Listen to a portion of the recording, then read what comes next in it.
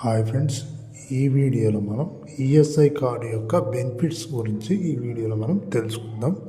ఈ వీడియో మీరు చివరి వరకు చూడండి. ఈఎస్ఐ పరిధిలోకి వచ్చే వ్యక్తి ఉపాధి పొందిన నాటి నుంచి ఉద్యోగితో పాటు కుటుంబ సభ్యులకు కూడా ఉచిత వైద్య సదుపాయం అనేది ఈఎస్ఐ పథకం అనేది అందించడం జరుగుతుంది. అదేవిధంగా ఎవరైనా పదవి విరమణ పొందినవారు కానీ లేకపోతే శాశ్వత వికలమైన వారు కూడా వారి యొక్క భాగస్వామ్యంలో కూడా సంవత్సరానికి 120 రూపాయలు చెల్లించి కూడా వైద్య సంరక్షణ అనేది అందించడం జరుగుతుంది.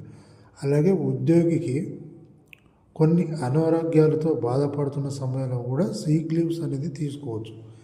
ఏడాదిలో కనీసం 91 రోజులైనా కూడా ఈ సిక్ లీవ్లు అనేది తీసుకునే అవకాశం ఉంటుంది. దీని ద్వారా కూడా వాళ్ళు కార్మికుడి యొక్క జీవితంలో 70% చొప్పున ఈ పరిహారం అనేది అందించడం జరుగుతుంది. అదేవిధంగా ఎవరైనా ఉద్యోగి ఎవరైతే లేడీస్ అయితే ఉంటారో వారు గర్భధారణ సమయంలో 26 వారాల పాటు మెటర్నిటీ బెనిఫిట్ అనేది అందిస్తారు. అలాగే వైద్యుడి సలహాపై మరొక నెల పాటు కూడా పొడిగించుకునే అవకాశం అయితే ఉంటుంది. వీరికి 26 వారాల పాటు పూర్తి జీతం అనేది కంపెనీ చెల్లించడం అయితే జరుగుతూ ఉంటుంది.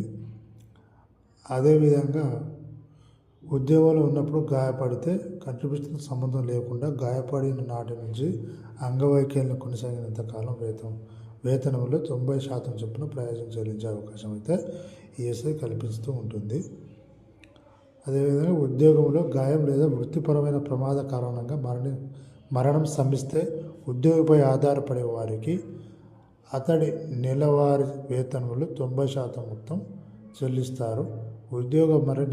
ఉద్యోగి మరణిస్తే అంతిమ కర్మాల కోసం తనపై ఆధారపడిన వారికి 15,000 రూపాయలు కూడా చెల్లించడం జరుగుతుంది. ఈఎస్ఐ ఉన్న మహిళ లేదా ఈఎస్ఐ ఉన్న సభ్యుడి యొక్క భార్య ఈఎస్ఐ పథకం కింద తగిన వైద్య సేవలు అందుబాటులో లేని ప్రదేశంలో కాంప్లిమెంట్ ప్రయోజనాన్ని కూడా అందించడం జరుగుతుంది.